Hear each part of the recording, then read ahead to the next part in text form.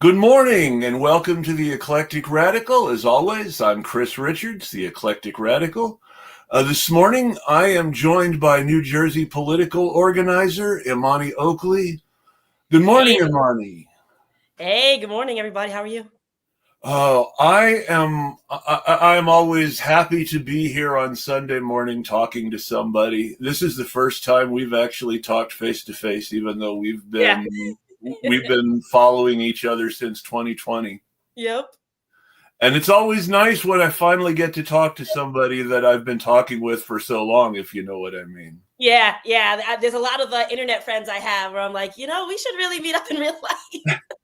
The show is like the next best thing to that. I get to meet most of my internet friends pretty close to in real life eventually, and that's one of the biggest reasons I do the show. It's selfish, but I have to admit it.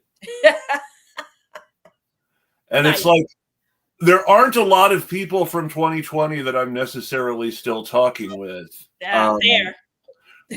At least one person that I was friendly with in 2020 is now a scary right-winger, practically, who goes on about trans people and Israel, like... Oh, God. And it's just like, why did you even pretend to be anything but a Nazi, lady? I don't understand, but I do think we don't have a clear understanding of fascism in our culture anymore. And no, not at all. if we ever did, I mean, like, the Nazis learned from us. Let's be fair and say that by us you mean people who look like me and not people who look like you. Right. Yes. The KKK and a bunch of racist government leaders, they actually learned some. So in 1920, this is my favorite fascist story in America ever because it just really shows how all Nazis are grifters too. Mm-hmm. In 1920, the KKK made a political comeback in the state of Indiana, which was a big deal because Indiana had been a union state, mm-hmm. a Republican state, a pro-North state. And all of a sudden, the KKK is making a comeback among the Democratic Party in rural Indiana, despite these guys having fought for the Union and not the Confederacy. Mm-hmm.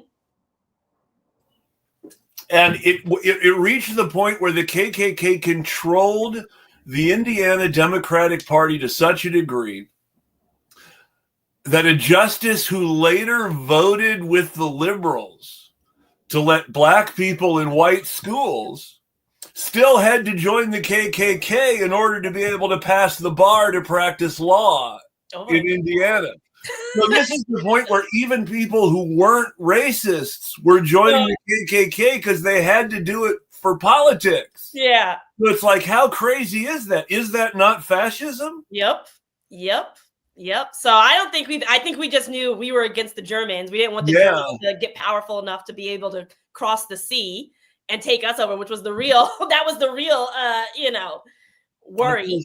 Not actually the Holocaust, not actually fascism with racism. It was the fear that they would cross the sea and take over the states. In the 1920s, the U.S. Marine Corps and Army were involved in it. We're still conducting a genocidal occupation of the Philippines. Mm-hmm. Yep. And also the genocide of indigenous folks here. And also the California eugenics laws, mm-hmm. which were copied by Hitler. Yep. Noli, this is Imani Oakley from New Jersey. She's a political organizer who was once a Democratic primary challenger in 2020 and who has since moved on to more serious resistance. Well, to be fair, I always did serious resistance. That's true. That is true. I have a little bit of a different outlook on electoral than other folks. Like I think that there are a lot of people who destroyed electoral. I think it's a perfectly valid tool. It's like this. If somebody can use a hammer to build a house, or they can use it to bash someone over the head, or they can use it to garden, right? Yeah. We had a lot of people using electoral politics to bash people over the head and garden. And now it feels like the tool doesn't work, but the tool is fine. The tool operates the way it always did. The problem is we have awful leaders, like awful, I mean, on the left and in liberal spaces, who just ran things into the ground because they didn't know what they were doing. And they didn't listen to people who did. Well, I do think there are a lot of people who did know what they're doing.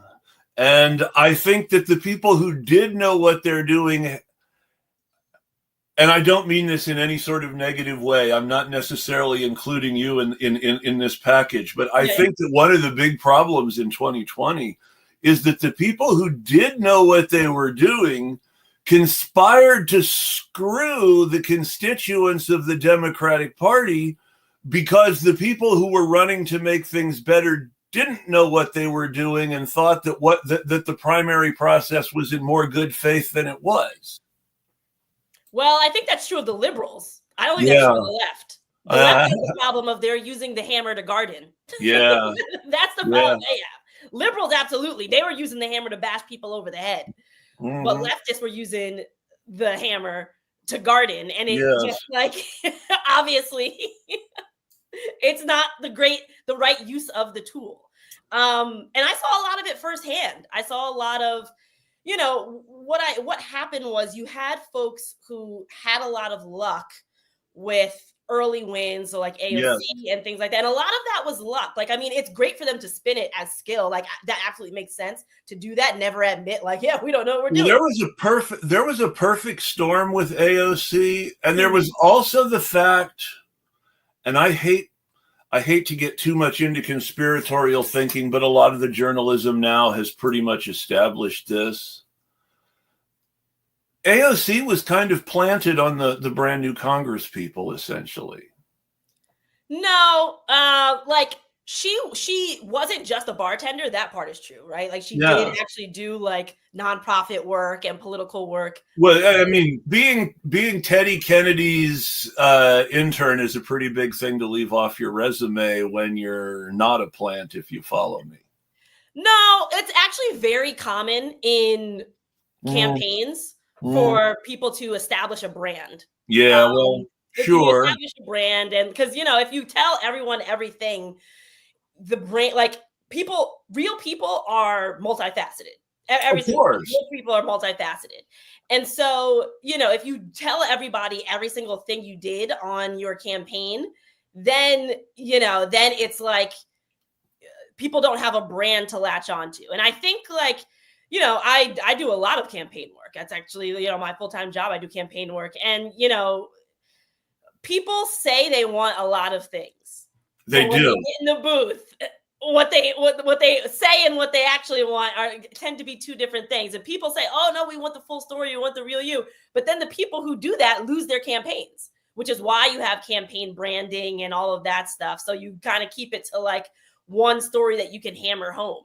So it's not that she's a plant, but it is a problem among the left of getting people in who, don't actually then build the movement larger. I think that's the biggest issue with AOC is that like she got in, she might endorse some people at the 0 hour, but like she was not really pushing to build a huge block. She was really pushing for herself. And that's part of really what led to losing. I mean, it's not only her, but it's that mentality of, well, I have mine. I'll do the bare minimum to maybe help a couple of people out if I know them personally, or, if they're in the New York atmosphere, like, which really doesn't need the help of any, New York has built an infrastructure where they can get leftists elected. They don't really need help the way other parts of the country do. But yet, that's New York still has a viciously right-wing political machine that's running the Democratic Party, as they showed in Buffalo, and as they will show again in New York City when Andrew Cuomo runs as an independent with the support of the majority of the New York City Democratic Party, if by some miracle Zoran wins the primary. Yeah, but they have an entire infrastructure. Right? They do have an entire infrastructure. Say that they have an infrastructure is different than saying they'll win all the time. Those are two grossly different things. But the infrastructure there, well, I have a whole complaint about New York City that's a show in itself. And I don't want to dive into that too soon. Instead, I'm going to mention something Noli is saying here, and I'll actually push back on her a little, but let me read it first.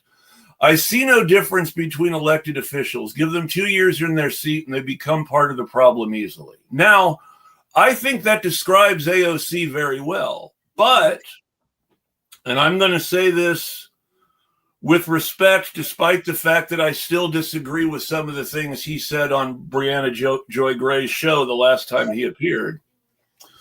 Jamal Bowman got better in Congress. He went from being someone who was elected with the support of AIPAC to someone who went to Palestine, saw what it was really like, called it apartheid, and was then targeted for defeat because of his complete reversal by some of the same people who helped get him elected. I don't think he actually had the support of AIPAC. He I did. think it might have been J Street. He did have J Street, but it wasn't. I won't say support in the sense of they endorsed him. Support in the sense that groups that were associated with AIPAC gave money to groups that were supporting him. That's the best way to put it. And it's the Democratic Party dark money stuff that you can never completely get away from, even when you think you're escaping it. Yeah, but the best example here, donors are not smart people. We think that, and this is one of my gripes. Well, I've never pretended donors were smart. They have power. That's a very different. Well, hear me out, because this is part of my issue with the left. We jump to feeling that this is just a scheme. There's this maniacal thing, and so many people are really just stupid. There's no some people, there's absolutely a hidden agenda. And I'm from New Jersey, so I know all about the backroom deal type of stuff. But a lot of times people are just stupid. There are big donors who just have a lot of money and they want to be able to have say. This is a real career that exists out there. When I was running for office and calling up, potential donors, there was somebody who was like, well, you have to call my guy. He analyzes all the candidates and then tells me who to give to. Yeah. It's okay. Why are you giving to politics if you don't even know what's happening? But that's the whole thing. And then if you really want to reduce it to stupidity, there are stupid people. Because I believe there are people who genuinely mean well, who tack to the center because they literally do not understand that the consultants that they are paying to tell them how to win the election are actually going to be voting for Republicans in November. But I also want to point out that there is a big problem in Democratic national politics, where everybody who's running for some sort of federal government office has some political consultant who's going to be voting for the Republicans in November whispering in their ear. And those consultants do it on purpose. Well, I'd say a lot of consultants are pretty partisan, and partisan as in Dem and conservative. So typically conservative consultants are working with conservatives and Dem consultants are working with Dem consultants. But I will say a couple of things. One, there are a lot of bad consultants out there, and mostly. Let me give you the perfect example. Mm-hmm. Does anyone really believe Neera Tanden voted for either Hillary Clinton, Joe Biden, or Kamala Harris? We all know she voted for Donald Trump. I mean, maybe, but that's one person. It's one person, and it's also. But that's the thing, is that. You have to understand that the Democratic part, that a lot of the so-called progressive think tanks in Washington are ultimately taking their money from Charles Koch, just like the conservative think tanks. Yeah. CAP was a Koch-funded organization. Yeah, but they were telling the Democrats how to be progressive. The problem, part of the problem is there's too many blurred lines in this conversation. And generally, and this was my big problem with the left. I felt that Justice Dems, working families, all those groups of people, they should have really drawn a very clear line on what it means to be progressive. But this goes back to what I was saying, that they didn't know what they were doing. Well, the working political movement worth its salt will draw that line because they want to keep the branding so people know the difference between them and other folks. And so, yes, a whole bunch of centrist Dems adopted the word progressive because it was good for their branding at the time when it was super excited. People were super excited about AOC, the Squad, Bernie. It was good for their branding at the time, and nobody stopped them. But that still doesn't change the fact that somebody who's probably registered as a Dem is consulting Dems. But also those folks are conservative in comparison to the left. But just because someone is registered Dem doesn't mean they vote Dem. Now, yeah, but they do though. I'm telling you as a person who sees these people every day, they do vote Dem. They are your typical suburban. The numbers don't necessarily bear that out though, because when you look at all the college educated white people numbers, and then you look at the Dem political consultant numbers, microcosms being microcosms, a significant percentage of those white college educated Dem consultants are voting for Republicans. Just by going by the numbers, by the way white college educated people vote. That is such an incredible leap. No, but that's first of all, when you look at the numbers, not to draw that conclusion is a leap. First of all, when you look at the numbers, it is by percentage most of the time. Those percentage, come out to millions of people. There are not millions of Dem consultants. There are not. There aren't millions of people, but Dem consultants are part of those millions of people. And the way sampling works is that those numbers aren't actually put together from millions of people. Those numbers are put together by thousands of people. But now you're talking about sample is then applied to millions of people. But now you're talking about two different things. You're talking about polling sampling versus exit polls. Well, but that's the whole thing. Exit polls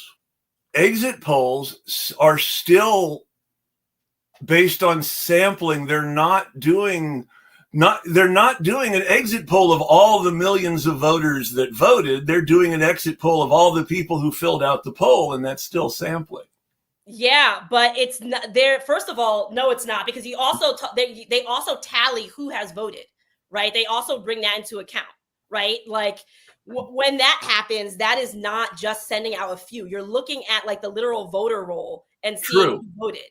So when you do those numbers, they do that, they count them, they get a percentage, and then white college educated voters vote Dem more than any other group of white folks. But that's also that percentage. But overall, on the national not millions level, of consultants.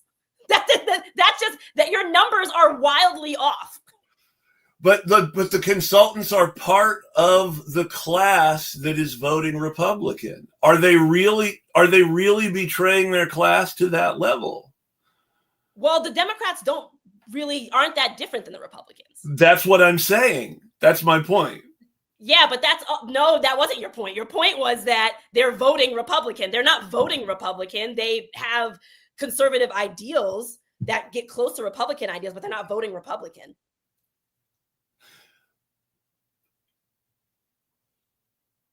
I'm not so the majority of people that the Democratic Party thinks of as swing voters actually don't vote at all. And the majority of people who do vote tend to be committed one way or the other. And the reasons Dems don't win all the time, despite until relatively recently there being many more of them than Republicans, has always been because a significant portion of Democrats voted Republican instead. No, I mean, there's a lot of reasons why Democrats lose. But that's always been the biggest reason. The biggest reason until recently. And this is the important thing, is that and this goes back into what you said about stupidity. a lot of Democrats do not understand the way things have changed and are still thinking in this paradigm. But there was a period in time, I remember it, it was in the 1990s, when if you did a poll, something like 55% of registered voters were Dems and 45% were Republicans, even in so-called red districts. And if you strictly played by the numbers, Dems should win every time. But Dems didn't win every time because of the significant number of Dems in every one of these districts who voted for Republicans. Or alternatively, we have things like redistricting when people draw unfair maps. That happens. It doesn't matter how many are in a town or in a state. If the maps are unfair, then Republicans are going to win. So again, it's not as simple as, oh, just the Dems are just faking it. Like, and that's what I mean. The Republicans, huge problem. The Republicans have to win to redraw the maps, though. And in many cases, in order to win to redraw the maps, and both sides have done this before, so it's not just one way, but in order to win to redraw the maps, you have to win using the map the other guy drew, usually. Well, it depends, though. Like, it depends on, first of all, if somebody sued, right? Sometimes people draw an unfair map and no one Sometimes sued. People do sue, and that makes a difference. And exactly. You can't that. And this is why I'm saying, this is a huge problem on the left, right? We make these huge sweeping statements that, like, just aren't based in reality. And this is contributing to our losses, because what happens is, and like, I hate statements like, you know, oh, it's the system is never going to work for you. Oh, it's like, you know, burn it all down. Maybe, right? But that's not a real solution. And I think what it does is it makes people less likely to actually act. Because they feel that, like, there's just this, like, it's almost like QAnon stuff. So like, this is where he's doing this and this. It's like these people are so incredibly unintelligent. Like, with even a sliver of their resources, they can be beaten. This is where I both agree and disagree with you, because if you look at somebody like Elon Musk, there's nothing intelligent about him.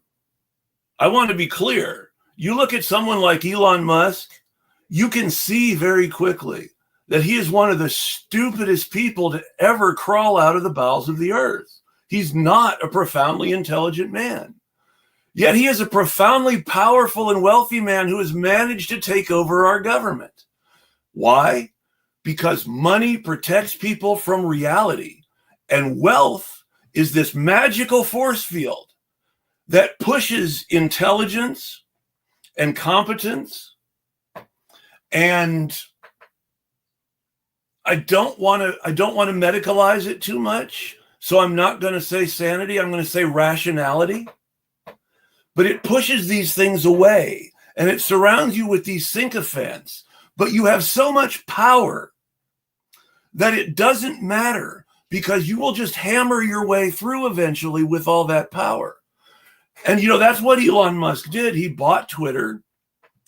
He spread hate among people who look like me and made them think that people who look like you somehow had power, which is the stupidest thing of all when you really think about it, because all the people with power in the system ultimately have much more in common with Elon Musk than the people Elon Musk is complaining about.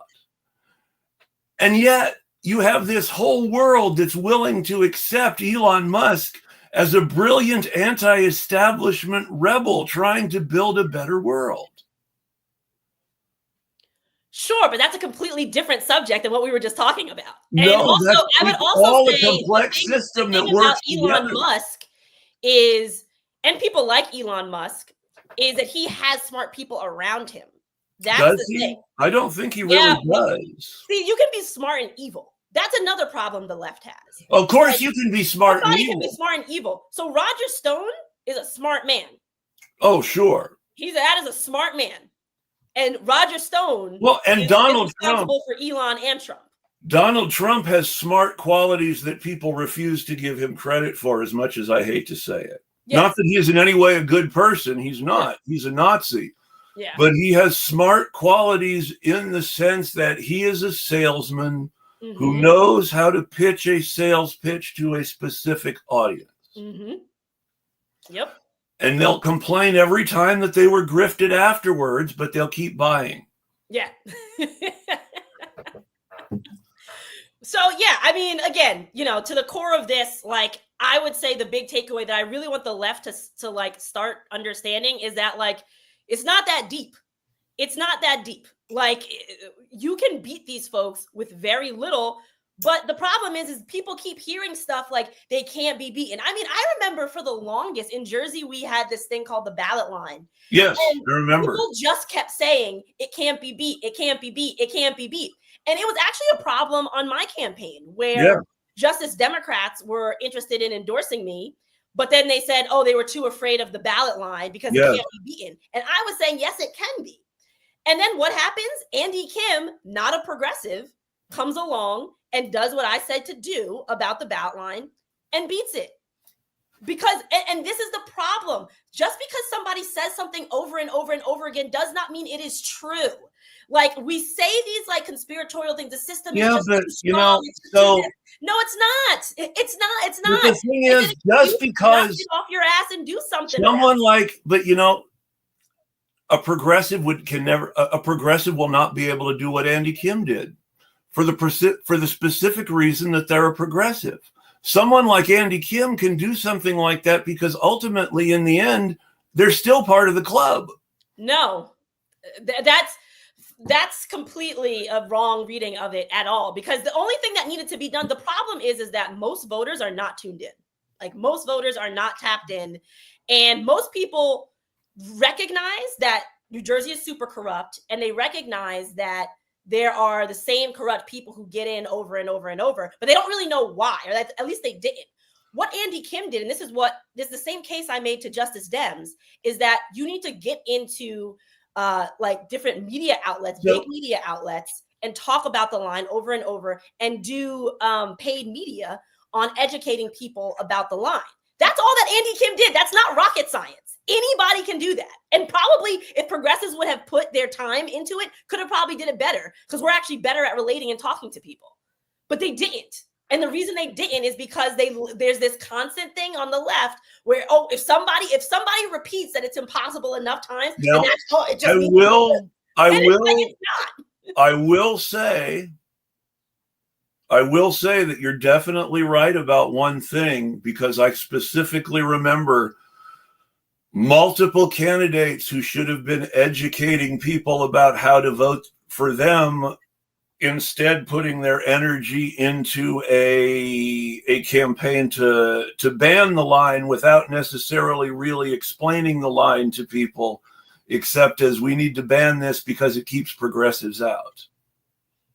Yeah, I mean, like, Andy Kim did essentially the same thing. Like, that's fine. Like, and there was a bunch of candidates who did, the line is bad because it keeps progressives out. The line is bad because it keeps Black people and working class people out. The line is bad because, I mean, all of those talking points have gone. It was on my campaign, and I actually did ads around it, right? Like, I know this for a fact. So that's not what it was. It was that progressive groups like Justice Dems like to swear that they listen to people of color and they listen to working class people. But they really don't. They listened to a whole bunch of rich old white women, mostly, who said that it was impossible to beat. But then those same rich old white women got behind Andy Kim, and they got what they wanted. And one of those same white women left. Just because people say something over and over and over does not mean that it is true. And people need to understand these things. Everything that is bad requires a plan in order to be. It requires a strategy. It's not going to just go because a whole bunch of people show up to a rally. It's not going to be fixed because a whole bunch of people show up to a march. That is lazy organizing. And the left is, I don't care who this offends, the left is lazy. And those white women fired the communications director of Brand New Congress just before the 2022 midterms to give one of their own white women who had lost her non-political job, the communications director job, and really suffered compared to 2020 as a result. I don't even know who that is. So Zaina Day. Zaina Day was the communications director for Brand New Congress, which is one of these progressive white women organizations. And who was basically, they got started because Justice Democrats was doing stuff like not supporting progressive candidates because they were scared of the line and stuff like that. So the idea was Brand New Congress was going to come in and be better than Justice Democrats. And in the end, they ended up doing the same thing as Justice Democrats. So actually, and being run by the same people. Brand New Congress started before Justice Dems, actually. But Brand New Congress, when it first started, was also interested in running Republicans. Yes, when they first started, they wanted to run Republicans too. Yeah, and then they dropped away from that. Progressives. Yeah, they dropped away from that because they realized there were no Republicans who wanted to change the system. Yeah, facts. Why did the white ladies vote for Kim? I mean, because that's their class. I mean, the rich white ladies aren't going to vote for a progressive without help. They're going to take the path of least resistance in the end if they get what they want from someone who ticks off their boxes, unless they really have a deeper motivation, which not everybody does. Well, I'd say in New Jersey, part of their motivation, one, they're not, I mean, none of those white women are actually progressives. Like it's again, that thing that I was talking about earlier where people just took the name, the branding of progressive and just slapped it on anything Democrat. Like, they're not actually progressives, number one. But number two, they also, one of the issues was, at the time where we were organizing around the ballot line, there were a group of young Black and brown working class people who actually wanted to get out and talk to people on the line, educate them about the line, and do it in a way that like really would get people to understand. These white women didn't want to do it that way. They wanted to do it through, you know, the way rich people do things, do it through the courts, or if we just have these meetings with elected officials who benefit from the line, we can get them to do it. Like that was their idea. Then these Black and brown folks who were working class, including myself, said, all right, well, screw you. We're going to do our own thing. And our thing started getting attention. It started working. They started covering us in local New Jersey news. People started hearing about us and like actually being like, yeah, I know about that. I know about the line. And what this did, because politics is about two things and two things only: self-interest and power. These white women felt their power slipping away because they thought that, like, for the longest in New Jersey, this was also true. It was like, I like to describe it like a play. Yeah. Where everybody has their little role and they're doing their little thing. And for the longest time, it was Black people, your role is to only talk about criminal justice stuff. And white people, our role is to do electoral stuff. And that's that's the separation, and that's what we do. And a bunch of young Black and brown people came along and said, no, we're going to do whatever we want. Actually, if we want to talk about social justice, great. If we want to talk about politics, great. But usually we're going to talk about both. We're going to do whatever we want. And this really made them mad because they felt like people were encroaching on their territory as if politics was their space, you know?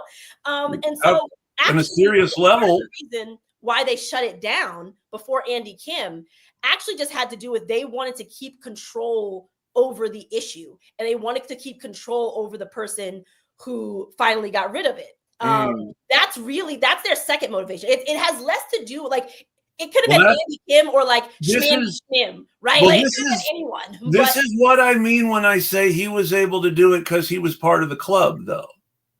And that someone who's not part of the club might not be able to get these same people on board. No, see, those are two different things, because you don't need those people on board. And that's the problem. This is the problem with the left. I want everyone to grow a spine on the left. You don't need those people. That's the thing. Well, of course you shouldn't. With the money that Justice Democrats had, with the money, and not only the money, but the media access that Justice Democrat had at the time, with the money and media access that working families had at the time, with the money and access any of the squad or Bernie Sanders who would have endorsed, in any of those races had at the time, you would have been able to do it what those white women and Andy Kim did, because they didn't do anything special. They didn't reinvent the wheel. And yet there was no effort made to do so. Exactly. And that's the problem. The problem isn't that, you know, Andy Kim is in like this special position. There was nothing special or groundbreaking about what he did. And in fact, a lot of people had been saying that's what needs to be done, including myself. But the problem is the left did not listen, and liberals did.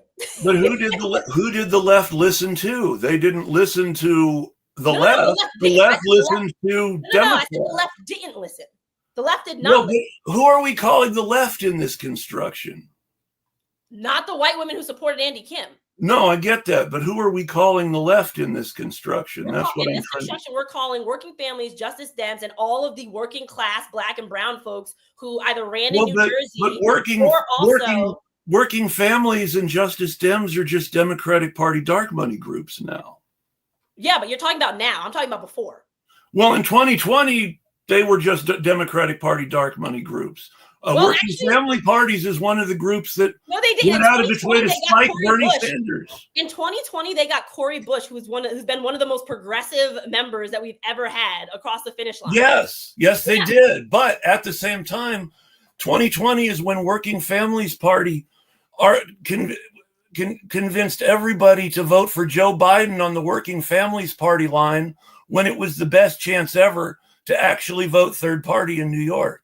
Yeah, you're talking about a Democratic Party dark money group that nobody can trust. Doing this thing where we're talking about one thing over here and moving it to a thing over here. But we're talking about the left. We're talking about the left, and Justice Democrats and Working Families Party will never be the left.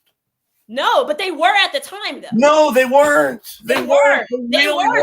They actually endorsed, I think, probably more than any other organization in the country. I'm not going to argue about who they did or didn't endorse, except to say that when it really mattered, Working Families Party endorsed Elizabeth Warren for president. Oh yeah, and that was a huge. And the reason they did that, is because Working Families Party, even in 2020, was ultimately a Democratic Party dark money group that was not going to buck a so-called progressive candidate who had a super PAC from a billionaire. No, you are wrong again. They could get more money going into Elizabeth Warren. Brother, I worked for Working Families. I know what happened. And the fact of the matter is the members, as well as the majority of the staff, actually wanted to endorse Bernie. I know. And so, I know. That's my point. So again, this is not like to say that the entire organization is not left wing. But the leadership of the organization ignored its membership and endorsed Warren for the money. Excuse me. Sure. Saying that this entire organization is not left wing because it has bad leadership are two grossly different things. We cannot lump those things together. Because there are actually quite a few, Working Families Party, junior level at Working Families, people are extremely bad. Working Families Party isn't its membership. Working Families Party is not its membership. Working Families Party is its leadership. The Working Families Party's membership are the victims of its leadership.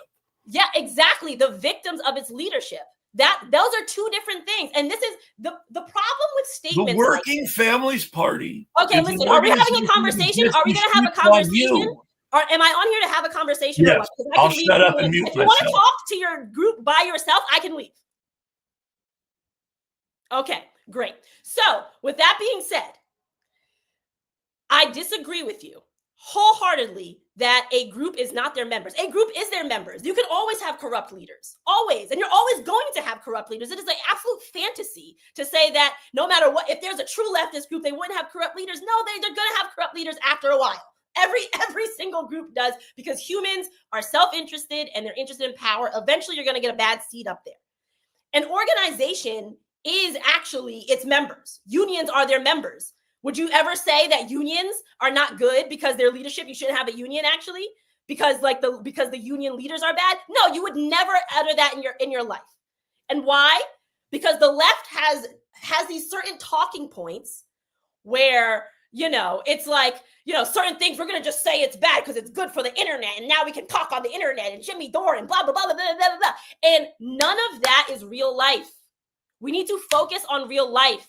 We need to stop focusing on owning people on the internet and focus on what is happening in real life. And in real life, there are leaders on the left who need to go, who the left would flourish without these bad leaders. But when you diagnose things as this whole thing is bad and that whole thing is bad, then you're wiping away actual power for us to, and tools for us to do things with.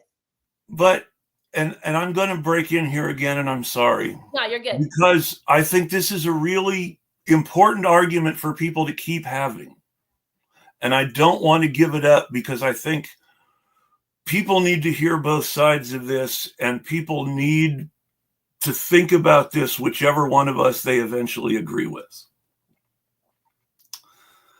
And that is, we can say that an organization is its members and not its leaders. But that has a lot to do with how organizations are built and structured. And our organizations are hierarchical, which is to say, you said unions, and unions are a great example, because I will go out on a limb and say the AFL-CIO, from a leadership perspective, is a corrupt collaborationist organization that has been selling its members out since the 1970s. I will say that openly. And while I am not saying unions are bad, I am saying that I do not believe that we will ever be able to have a general strike on a national scale within the institution of the AFL-CIO, because it was the AFL on a national level that intervened to break the Seattle general strike in 1919 against the will of its membership. And that the problem with many of our institutions is that they have been totally captured at the highest level by moneyed interests that have caused them to become class traders themselves and sell out to the ruling class. You can see this especially when the late Richard Trumka brought in cop unions that weren't even members of the AFL-CIO and their leadership to form a working group on whether or not to throw cops out of the AFL-CIO. Now, naturally, the working group composed of cop unions decided not to throw cops out of the AFL-CIO for some reason. Now, at the time, the majority of the membership supported that. And in a democratic union movement, they would have had a vote on it, and cops would have been thrown out. But the leadership had the power to say, no, you can't do this no matter how much you want to, because we're just not like that. Cops are working class too, no matter how many times they beat you in the head when you're on strike. And despite the fact they've never joined you on the picket line. But that's not what you're saying. And this is my little, I'm not gonna lie, I'm a little bit annoyed by this conversation, because you'll start talking about a thing over here, then move to a thing over here and act like they're the same thing. No, that just because that happened is not the same thing as unions are bad. But that's the logic that you're using throughout these conversations. But I didn't say unions are bad. Those leaders are bad. It's the same flow of logic, though. The same. Your logic is, if a leadership of an organization is bad, if the leadership of an organization is bad, then that means the whole organization is bad. And my argument is, no, there are always going to be corrupt leaders who rise to the top. They don't go around telling each member, hey, by the way, did you know I'm a bad leader? Did you know I'm corrupt? I'm not talking about whether or not I'm not talking about whether or not an organization is good or bad. I am talking about the nature of the institution and what the institution exists to do and how it works. So you believe there are no bad sides to the institution? I believe that hierarchical institutions work in a certain way, and ultimately in a good way or a bad way? The benefit of their hierarchy. So from the point of view of their hierarchy, it's good. Uh-huh. From the point of view of their membership, it depends on whether the membership's interests. You believe there is no good and bad? I believe that good and bad ultimately results in the material interests of working class people being realized to some degree. I mean, I don't think in an idealistic sense. I think there are a lot of people who use idealistic good language to do bad things. Yes. Are they good people or are they bad people? Well, they're bad if they're doing bad things. I think there's bad. I'm not one of those people who like to philosophize the world into the ground. Mm-hmm. There are some things that are good and there are some things that are bad. And that's just it. Like, sure. We can philosophize into the ground. Well, it's good for their hierarchy. Well, if you want to talk about good or bad, if you want to talk about good or bad, no, then it's bad. Right. Again, I don't do this whole and this is my problem again with the left. I don't do this whole let's philosophize and academic this into the ground. What does your average person think? Your average person thinks, is it good or bad? Well, if you want me to simplify it, then I'll put it very simply. The majority of our institutions are bad because they are hierarchical institutions that exist to benefit a leadership that serves its own interests. And that unless we can build institutions that are not hierarchical and divest ourselves from those systems, nothing's ever going to change because the leadership will always hijack the system for its own benefit. All people do that. That's what politics is about. It is an absolute myth to say that, the working class is not self-interested and only the people at the top are. That's what politics is about. Everybody is self-interested. Yes, everybody is self-interested, but we do not have our interests are not being met by the people at the top, which is where I don't like to talk about good or bad. I like to talk about interest comes from. But if we're going to talk about good or bad, the institutions are bad because the hierarchical system ultimately makes the leaders of the institution in the day-to-day functioning of that institution. When it comes to decision making, when it comes to who has the power. The best examples I can think of are Buffalo and Nevada.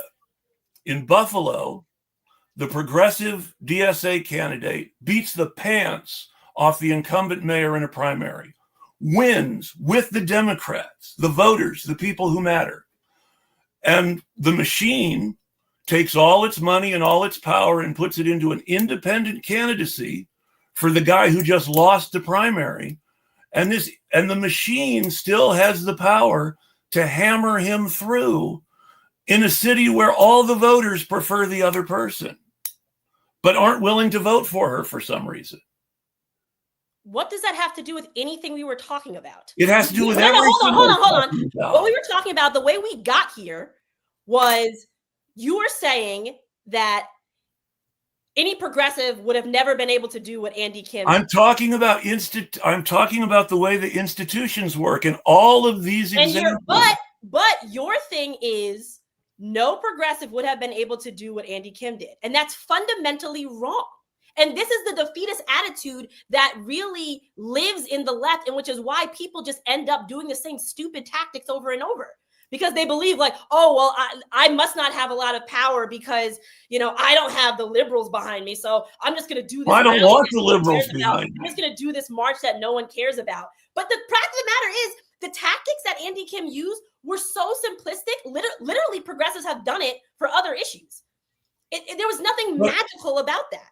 The difference between Andy Kim and other folks was that people just decided to get behind him. But there are so for example, Medicare for all, right? There were people who got behind that message and pushed it, and that's why it's so popular now. Yes. Right? So the left can do this stuff. But nobody in politics is talking about it now. Nobody's running about it. The Democratic Party is pretending it doesn't exist. And it's an extremely popular policy still, which is still a win when at a time. Why isn't the Democratic Party using this popular policy? There was a time in this country where nobody even considered, except for like a handful of people who worked on the issue, like a handful of people who would talk about this. Now I could walk around this block right now, knock on every door, and probably like 1976 would be for Medicare for all. In 1978, every Democratic congressperson who was elected endorsed Medicare for all and promised to pass it. In 1978, and in 1979. They reneged on their promises. When we say, used to nobody even talk about it. Yes, that's true. But then before that, everybody was talking about it. And no, Congress is not everybody. See, again, here's the thing that, like, I think in 1976, don't think about. Your average person is not. I bet you your average person in 1978, 79 had no idea that Congress did that. Actually, right now, your average person has no idea what Congress is up to. Like, your average person is not that tapped in. Your average person does not talk about politics on the weekend. Your average person, I know that. Group. Your average person, it might watch their local news. That doesn't even cover a lot of political stuff. Just shows them crime constantly, right? Like, your average person. But even with that being the case, Medicare for all is now a common word, a common meaning that even those people who aren't steeped in politics are familiar with, and 9 times out of 10 agree with. That is much different than it was in the past. Much different. That's a huge change, and that's a change that the left did because they communicated on it properly. So we have the capabilities to communicate on these things properly. We have the capabilities to change how people feel about things, but it's just that sometimes we get and I say this all the time. I think the left needs new leadership, and this is what I also meant before when I meant about their stupidity of their leadership. They don't go. It's not the leadership is not, a lot of them, and I know them personally. So this is not like, I'm not like guessing because like I read, something Jimmy Dore or somebody said, right? I know them personally. And most of the time they are extremely wet behind the ears. They got extremely lucky early in their careers, extremely wet behind the ears, and they don't know how to handle criticism. And when people would criticize them and say, actually, no, if you do that, this is going to happen and X, Y, Z, they'd be like, no, like it would like hurt them. And then they would just like double down on doing it. And then they would fail. And then they would get mad when people would get mad at them. Right. Like that's not some diabolical like thinking. That's not some diabolical scheme to like really feed the Democrats. That's not what's happening. They are just not smart. They're not good leaders. They're immature. They don't have the skill set that leaders need to have. They're inexperienced, right? Like that's the issues that we have mostly. Now, are there a few that are bad seeds? Yeah, but for the most part, like they're just not smart or experienced, and they do have issues with arrogance. There is that for sure. Well, there's nobody who, I mean, there's a lot of there's a lot of Dunning-Kruger stuff in our society that's very real. It's true. I work in technical support and I look at complex systems for a living and I look at the way things fit together. And the reason I seem all over the place sometimes is because I have a job where what happens here means everything to what happens over here. They're connected. What happens here doesn't happen without what happens over here. And it's a system. This piece here has to work the way it does, or this piece here doesn't work. If this piece here works differently, this piece stops working. And that's why I seem all over the place sometimes, because I think in terms of systems and how the pieces fit together and influence each other. Sure, that makes sense, but it's also you have to make the right diagnosis of what part is broken and what part isn't. right? Well, Yes, the I entire think system can be sometimes, better, but if you say that something's broken that's actually well, not broken and so working this is, well, and well, this then is, you go and try and do this, something to fix it, now you probably create a whole bunch of other see, problems. so now we're coming into another part of my job, which I say this a lot. And people hate it when I say this because they realize when I say this that, oh my God, this wasn't built for me. But I say, that's not a bug. That's a feature. And I say that because lots of times people run into something in the system that will never work the way they want it to work. And the reason it will never work the way they want it to work is because they have a fundamental misunderstanding of what the system does. If That's someone not what I'm has, talking about. That's not the example I gave, though. no, but You're manipulating what I said because you wanted to get I'm that out. not trying to You wanted to get manipulate that what out. you said. But that's not the example I gave. The example I gave is that if something is actually operating just fine, but let's say there's something over here that's operating just fine. There's something over here that's broken. Mm-hmm. If you go and say, "Oh, this thing is broken," Yes, in order to fix that, yes, it won't work. This isn't gonna be fixed. No, I know. That's why you have to. And that's what's happening. Now, let's add in a third element. This is what you're talking about right now, which is this thing is operating in a way that's causing this thing to be bad because it was designed to cause this thing to be bad. But that is a different thing than this thing. We are talking about two different things. But they are both part of the same system. They influence each other. And ultimately, if every part of the system is working the way it's supposed to work, but the system is still producing a bad result, the problem is the system isn't organized correctly and has to be scrapped. And someone needs the right system. You know, 6 degrees of separation. We're all a part of the universe. Like there becomes a point where you're focusing too much on the system. And I actually think this is also an issue with the left, that the left does not give enough credence to individual actions. Like individual actions, obviously, yes, there's no truly separated system because we're all a part of the universe. We're all a part of the earth. We're all right? Yes. But to a degree, you do have free will, to a degree. And there is a lot of independent people who make their free will decisions independent of the system. And we focus so much on the system because we don't actually want to we are really conflict averse on the left, where we actually don't want to say, oh, actually this group of people is a problem. This handful of folks is a problem. We don't want to do that because, oh, now we're in conflict. We want to say, oh, well, this entire system is bad because a system can't fight you back. A system can't call you names. A system can't bully you back. And now it's easy because I'm talking about this amorphous thing that's just like a little bit in my imagination, but a little bit real, but no one can really grasp it, but they can grasp it a little bit. And now there's no accountability. Except I don't think it's amorphous at all. I think it's pretty concrete and people can study it and learn it if they choose to. Well, when you say the system, what is that? So any system is a set of parts that work together to achieve. There are multiple systems. There's not one system.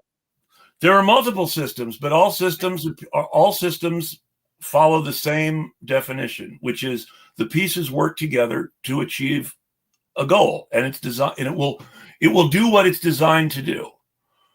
We sell lighting controls. Our lighting controls may plug into your HVAC. They may plug into your sound system. They may not. And if they don't, if this system isn't going to plug into your sound system, it's not the right system. If you want the system to plug into your sound system, it will never do that. And I don't think we study our system's function enough. Our political system is designed to do things. And it's designed to do things for specific people.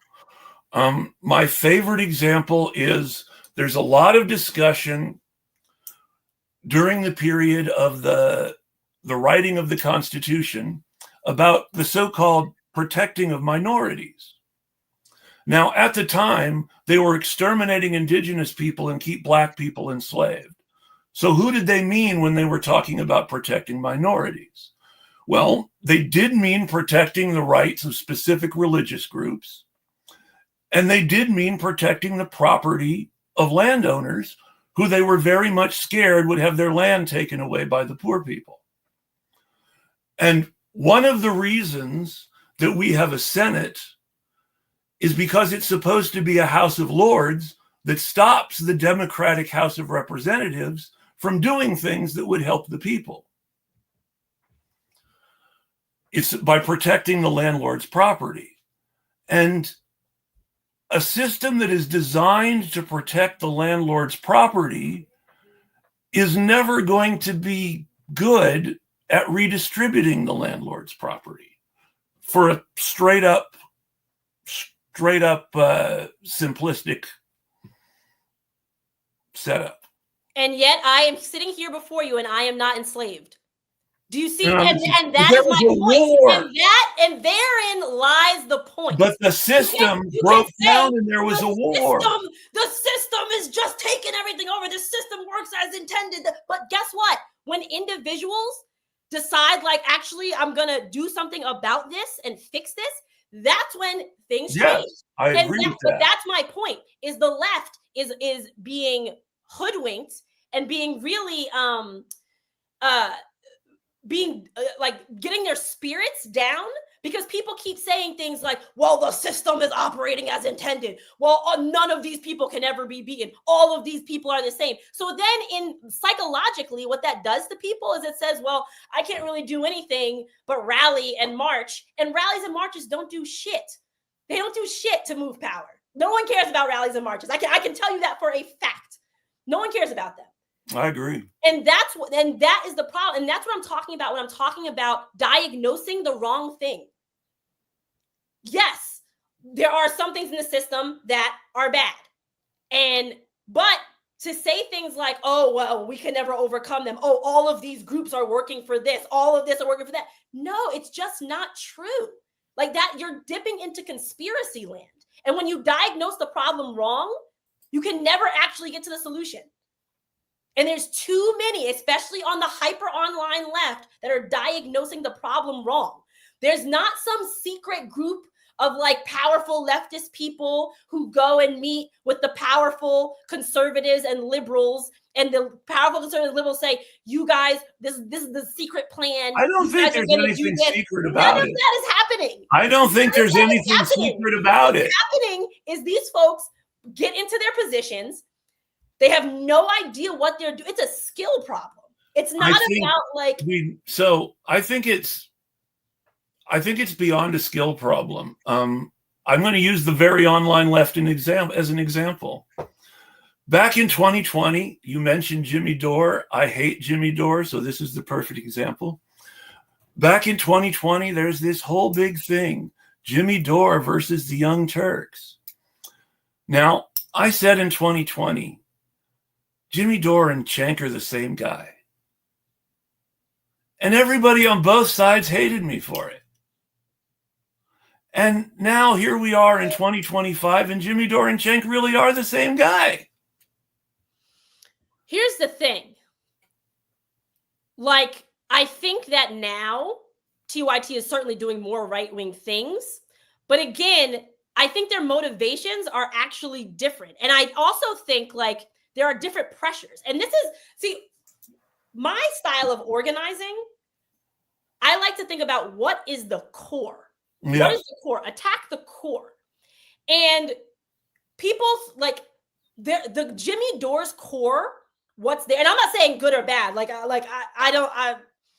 I think both of them are not my people. But I do think at their core, they do have different motivations. And I think like Jimmy Dore, at his core, I think he really believes himself. Cenk at his core wants money. He doesn't really believe himself. And those are two different things that should be tackled differently. Because one, you really can't do anything if somebody is like full-blooded, believes this shit. Like there's not like the only thing you can do is take them out.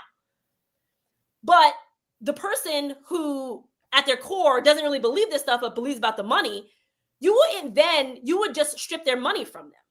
And that would make them shift. Somebody who believes at their core just isn't going to shift no matter what happens. Somebody who believes that for the money is going to shift because of the money. And this is my thing about the left and organizing. This is the level of specificity we need to be at. But we're not at this level of specificity because we just do blanket things like justice, Dems, and working families are really the real liberals. Like, that's just like a whole big blanket statement that's never going to hit at the core. And it's never going to be specific enough for us to diagnose. Then to be more specific, institutionally, Working Families Party is a Democratic Party dark money group, and that's part of the problem. And that's an institutional problem that either has to be solved. If the membership can solve it, that would be wonderful. I would not complain. I haven't seen the membership do anything to solve it. And this is something that they made the decision at the expense of the membership in 2020, but we still see the same sort of, not the same people, I'm sure, but the same sort of leadership doing the same sort of things today. Well, that's because a lot of people leave. A lot of people end their membership, right? Like, it's not because, oh, this is really how the organization operates. No, the membership that got screwed over just leaves. So no one does anything. This is what I mean by specificity. There's also the fact that, working families, as far as, so there's their members, but there's also like the people who work for, who are at the junior level, they had to unionize because they were getting fired as well. Yeah. So if you do try and fight against it and you get fired, you can't do it anymore. Yeah. And then when they tried to unionize, people try to, punish people, retaliate against people, right? So it's not just as simple. Again, this is too broad. It's too simplistic. We need to start thinking. We have to put our thinking caps on as the left and stop making these broad, sweeping statements with no specificity about how things work and why they're bad. There are specific reasons that we can overcome, but we actually have to calm down and actually figure out what are these specific issues, what is actually happening. It can't just always be, oh, well, the system is just working as intended. Sure, but that can be beaten. We have to think about the specificity, what is happening right now, what's our problem, and how exactly can we go about beating that. But just saying like, oh, these are just Democratic, secret Democratic operatives. Like, no, that's not going to do it. And more often than not, what that does is it demotivates people. It demotivates you because they feel like every single thing is just like this big thing that they can't really ever grasp, but it's not. And that's why the left keeps losing. And it's a bad thing for us to do, and we need to stop it. I don't care who that pisses off. It is a bad thing to do, to make these broad, sweeping statements that don't have basis in reality, that demotivate people, that confuse people, that puts the blame in the wrong place, that takes forever to then fix because everyone's thinking it's this huge, big thing, and the thing is like this big. So if we actually want to win, we have to stop doing that. I know it plays well on the internet. I know it's great for theatrics. I know it's just great, for, having I'm a brand. I just say it how it is. I know it's great for that, but it's not great for winning. What we need to do is win. I agree with that. One of the things I think about a lot is what winning looks like and how we get there.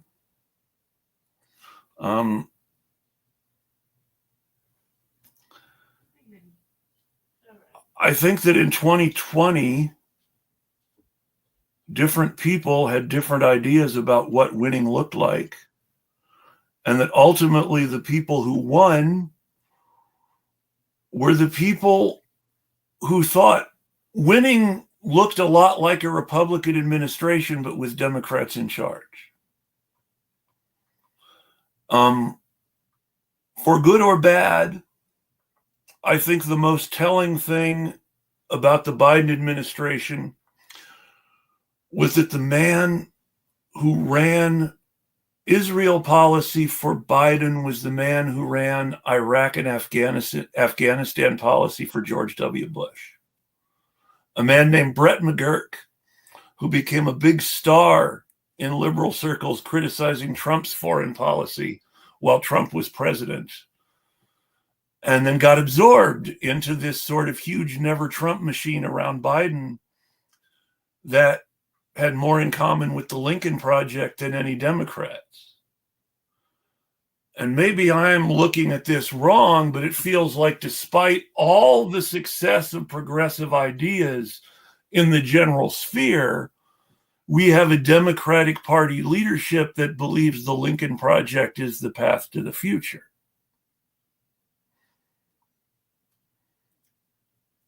What's the question? Well, the question is, am I totally wrong in seeing it that way?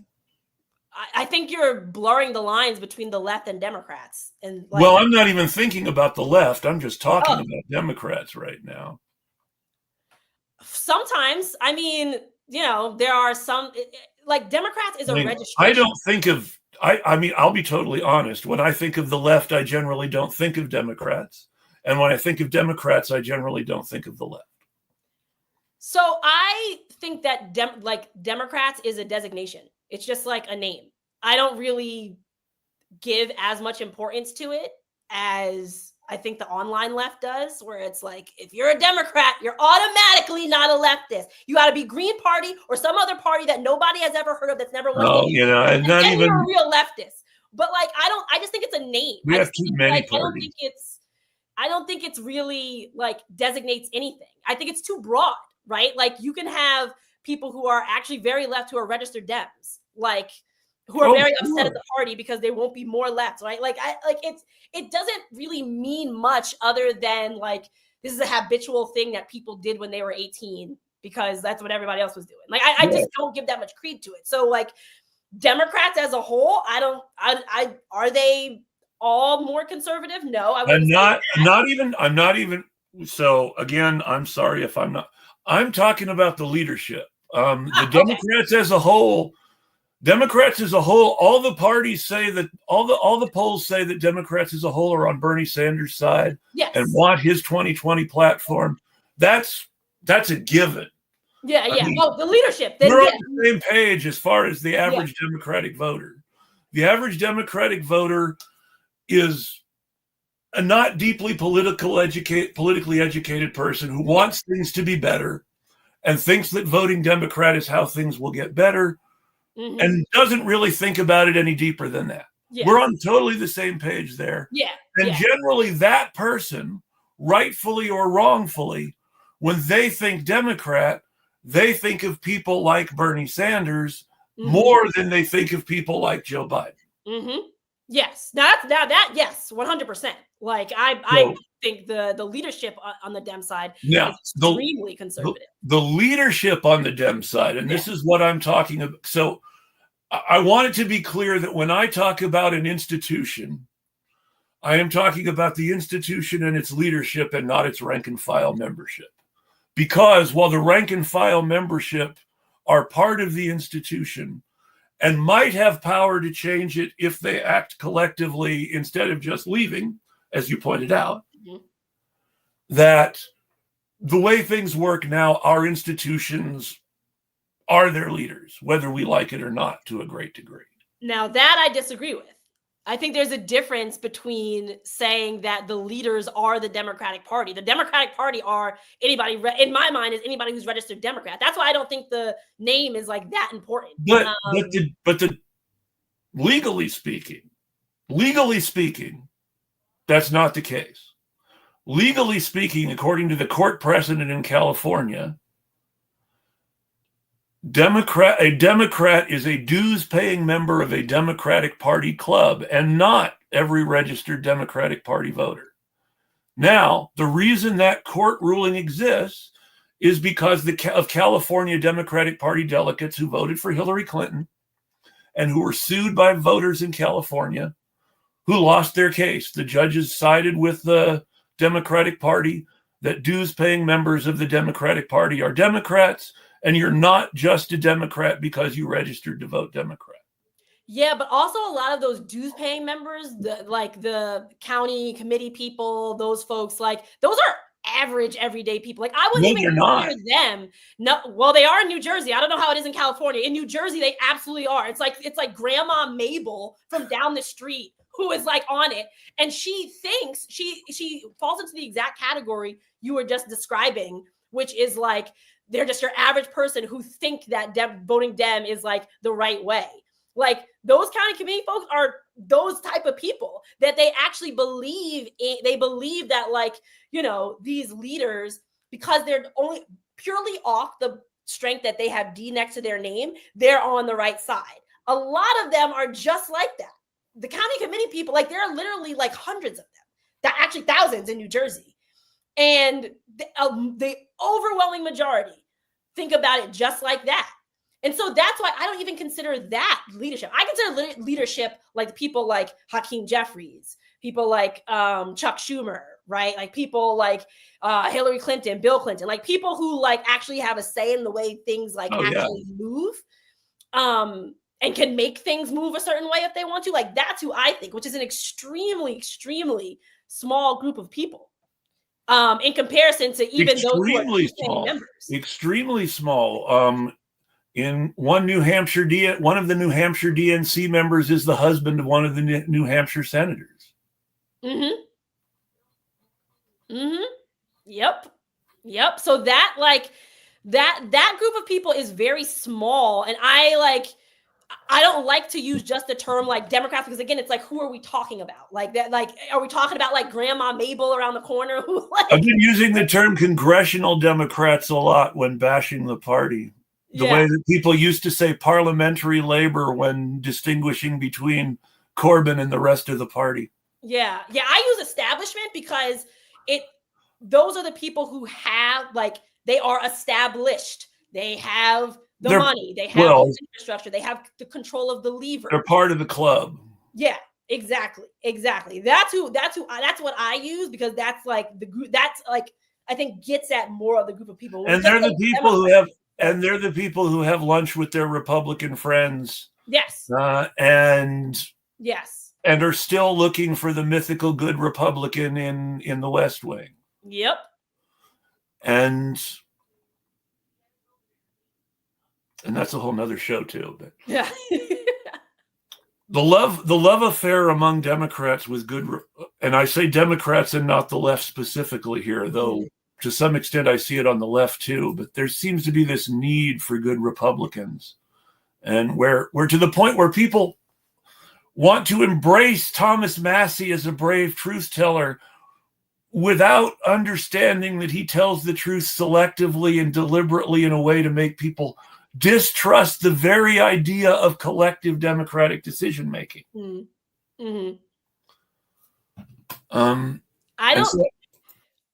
I think that, like, what people mean when they say that they want, good Republicans, I think what they really are making an excuse for is they don't want to, they feel like, oh, well, we're throwing away white people. That's really what, but they don't want to say that, because they would sound crazy to come up and say, I have never once been offended by any of my black comrades or friends or acquaintances criticizing white people. No, and the reason I know you don't mean me. I know you don't mean me, but I feel the need to speak on this subject, as you know, who I am. I have never once felt butthurt because I see white people being criticized. Why? 2 levels. One, I understand that it's correct and I don't like it either. But 2, I'm a white guy. How is it supposed to bother me? Yeah. You know what I mean? Yeah. And you can't get away from that second level on some point, because that's how I was raised. And the best I can ever hope to is, be a race traitor. I can't ever stop physically being what I am. Yeah. But at the same time, I'm smart enough to know that what I am is a cultural construct that can be deconstructed if we all want to deconstruct it. And I really, really believe, and this is why I get so pissed at Jimmy Dore and why I hate Jimmy Dore so much now. And I'm going to ask you a question about somebody else since you've spoken about Schenck already later. But I really, really believe in something that a liberal named Richard Rorty said, which is, if all these white class warriors were really serious about uniting the working class, they'd be class traitors. I mean, they'd be race traitors. And it makes me think that, you know, some of the first Champagne communists were white people who promoted black culture for the purpose of making black people money, for the purpose of building money in the black community for political projects. Jazz music, for both good and bad. I say bad because, like a lot of white people, he had a savior complex and sometimes thought he knew better than black people. But jazz music in the US, for good and bad, bears a great deal of gratitude to a critic and influencer named John Henry Hammond, who was a rich guy who was pissed at his family for not caring about poor people and decided the best thing that he could do to overthrow white supremacy was to make black music popular. And we can say whether he was right or wrong, and we can argue about whether he was right or wrong. But the cultural form that jazz music took in the 1930s and 1940s was very much because of his influence. And the cultural direction that it took in the 50s was very much about black musicians reacting against the influence of this white savior figure. So on the one hand, he did good things, but was also sort of stifling. But then on the other hand, the way that he was stifling led directly to this explosive growth of creativity. And it's all very... Ultimately, he did what he wanted in the sense of doing more good than bad, but it was kind of in spite of himself, too. And so I think individuals are important, and individuals are tremendously important because specific people have to do specific things at specific times, or nothing's going to happen. But at the same time, I also very strongly believe in the sort of, well, you know, these things happen when the conditions are right for them to happen. And Henry Hammond couldn't make them happen. And in the end, when what he was trying to do really happened on a large scale, it alienated white people. Now, that said, I don't think we should be afraid of alienating white people, because the right white people will not be alienated. They will grab onto this and come aboard, and we need to not give a shit about the rest of them. But that's just me. Yeah. You said you had a question for me? I don't know. I have a hard time asking questions. Now, the question I was going to ask you is, though, Anna Kasparian, does she believe what she's saying, or is she in it for the money, or is she still trying to decide? She believes what she's saying. Yeah. I was worried about that. That's how it feels to me, too, that she really, really feels strongly about this. Poor people are the enemy that she has latched on to. So, yeah, that's unfortunate. But, I mean, to your point about, you know, things happen at the right time, I think you can create the right time. I think you can. I think you can work to create the right conditions. Yes. Yeah. And so I don't think it's necessarily, again, it's just like, oh, it's just going to happen when it happens. It's just like the work has to be done. Yes. And it has to be the right work, because you can do a whole lot of work and it not be the right thing. That will actually change the outlook. And I think wanting to take shortcuts and not do the work is one of our biggest problems. Yeah. Because it's like, one thing one thing that I hate, and the reason I hate it is because it works against us on so many levels. But one thing that I hate is that progressive Democrats or Green Party members or PSL members or any other stupid little party you've never heard of members are all more focused on being the one true path than on actually getting anywhere. And they won't talk to each other. When the Greens tried to get Bernie Sanders to run third party, Bernie Sanders doubled down on the Democrats. When Howie Hawkins and the socialists tried to work together to try to put a unified third party together, a bunch of Green parties got pissed at Howie Hawkins and talked about the Socialist Party trying to take over the Green Party. And the group that I think is most right on things spends all their time explaining why everybody else is wrong instead of focusing on what they're right about. And when you keep all of this in mind, it's just impossible for anybody to come together because everybody is too focused on their group being the way. And nobody is willing to think about, well, what if we all have to talk to each other and build a united opposition to this shit? I mean, the enemy is bipartisan. The leadership of both parties has more in common than the rank and file, than either of them do with the rank and file of both parties. That's why Brand New Congress originally wanted to try to run both Democrats and Republicans. They thought it would actually be possible to find serious Republicans with different issues on things like abortion and queer rights. And yet that's not who the Republican Party is anymore.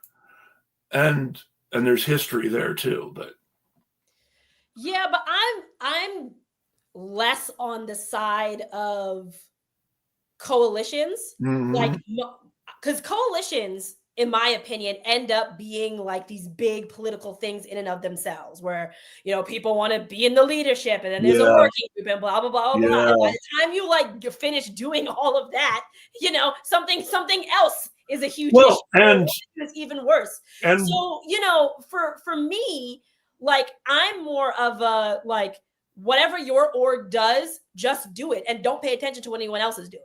Yeah. And move forward. If you think it's right, move forward with it and don't care about what anybody else is doing. If somebody else has a problem with it, then they can do something else and see if it works.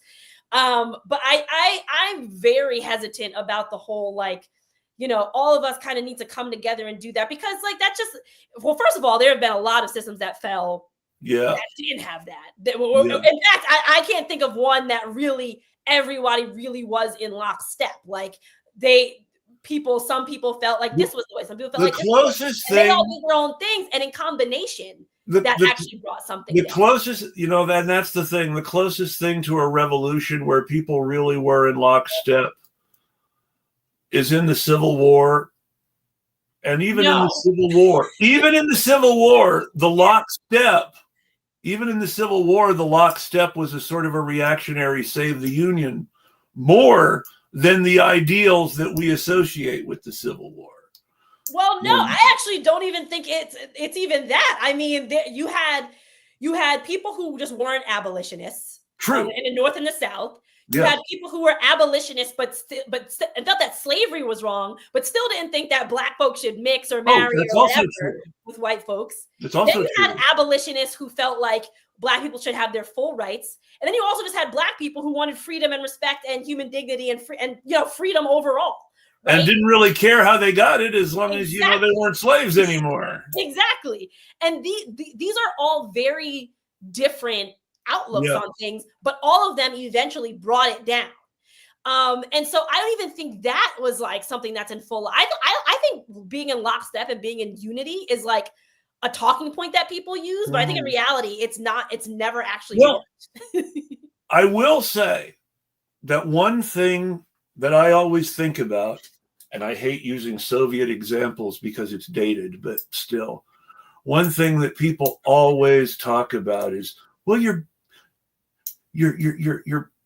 being disruptive. You're dividing us. And it's like, no. The way you act, if you really believe in unity, the way you build unity is you get a bunch of people arguing, and unity comes from the arguing process as people come to agree with someone in the argument. If you look at Lenin did not unite the Russian Social Democrats. Lenin built up the Bolsheviks by arguing with everyone else. I don't know about that. I don't believe you build unity by arguing with people. I think the way you build unity is you start with a smaller group of people. Yes. They start getting small wins, publicity, et cetera, whatever it is. Then more people look at that and say, oh, I kind of want to do that. They come in and then they get acclimated to, well, okay, if you want to be down with us, this is things you have to do. And then that just happens more and more and more until it goes bigger and bigger and bigger. I actually am not sure. Like, I think that's like something that the left says. I think even liberals say, like, you get in there and you debate and eventually the truth will come out. Not debate. Like, at all, actually.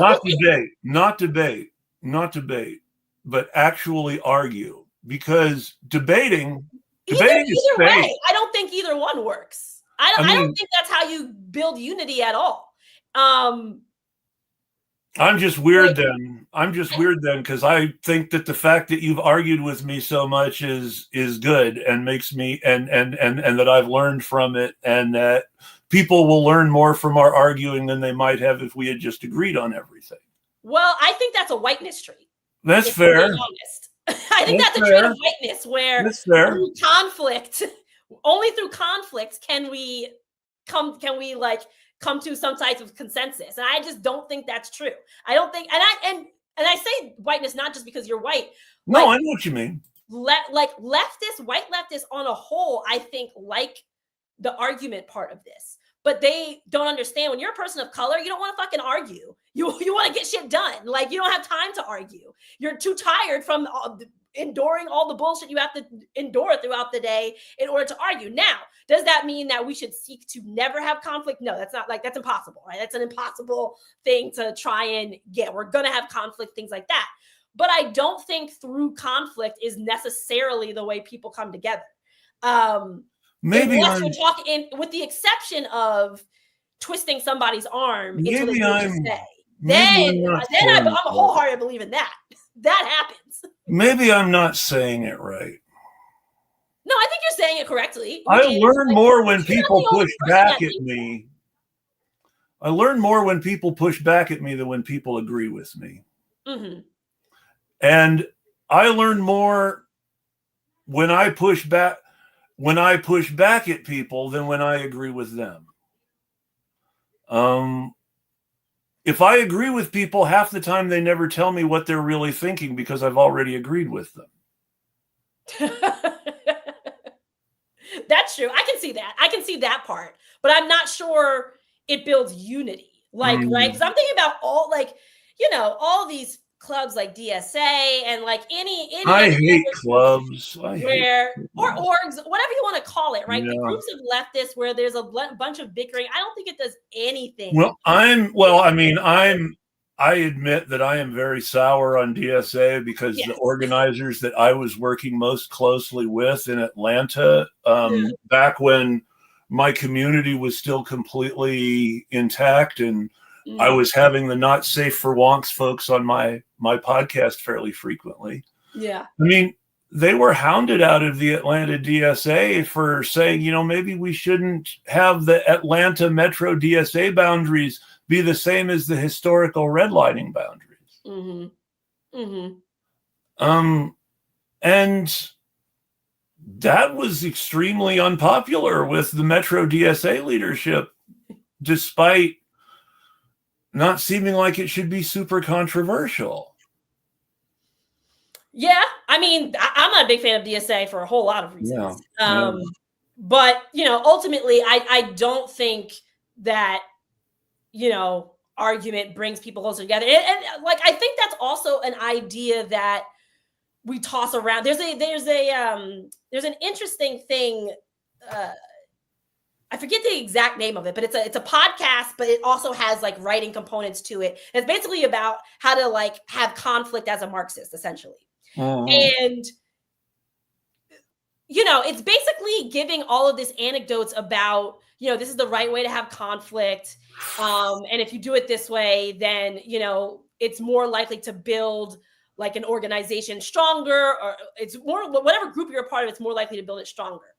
And just like, I just disagree, because I think a lot of the reasons why our groups are not stronger has nothing to do with the way we argue or not argue. I think it has everything to do with, I think there are way too many white people taking up way too much space. I think there are way too many white people who don't understand or have not been made to understand that their self-interests, it's in their self-interest to actually work with Black and brown people. They still think they only need white people, and that Black and brown people, like they're a leftist. They're like, the way Republicans say, I'm a conservative on fiscal policy, but liberal on social issues. That's what, there's a lot of white leftists who claim that, I'm a leftist on economic issues, but liberally, but socially, I'm a liberal. It's like, it's not gonna work. And I think that's a huge issue in our movement. I think like another issue why we can't come together is bad leadership. I think bad leaders cannot bring people together. Bad leaders will fuck things up really bad. We know that. We've seen it with working families. We've seen it with Justice Dems, frankly. That's why they're operating. And this is sort of what, and maybe arguing isn't the best way to put it then, but we can't replace bad leaders without conflict. Sorry, say that again. We can't replace bad leaders without conflict. Oh yeah. Facts. And we are way too conflict averse sometimes. There are times, I mean, one of the reasons that I want to argue with people, like I said, because I learn more, but also, I mean, you can't change anything if you're not willing to risk disagreeing with someone. You can't find out how somebody else thinks without being willing to risk arguing or even fighting with them. Yes, that's correct. My personal philosophy is I want to have good faith arguments with as many people as possible to learn as much as I can.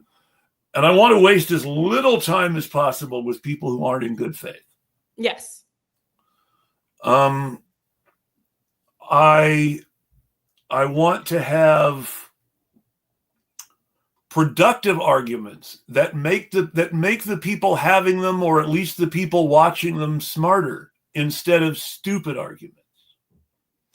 But I can't have smart arguments unless I'm willing to risk stupid arguments. And I feel like we have to find a way to be less conflict averse and to be better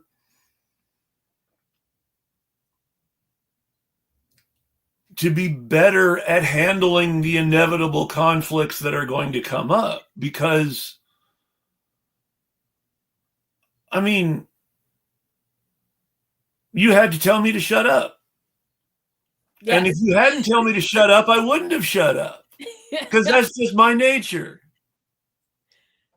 Which is ironic, because that means that, are you learning if you're not listening? But that's a good point, because I do listen,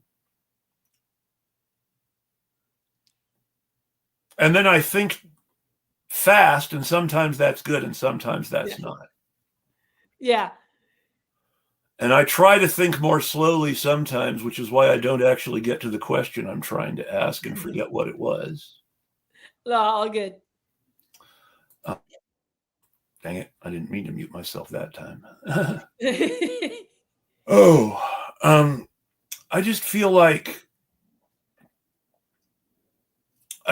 fascists are winning,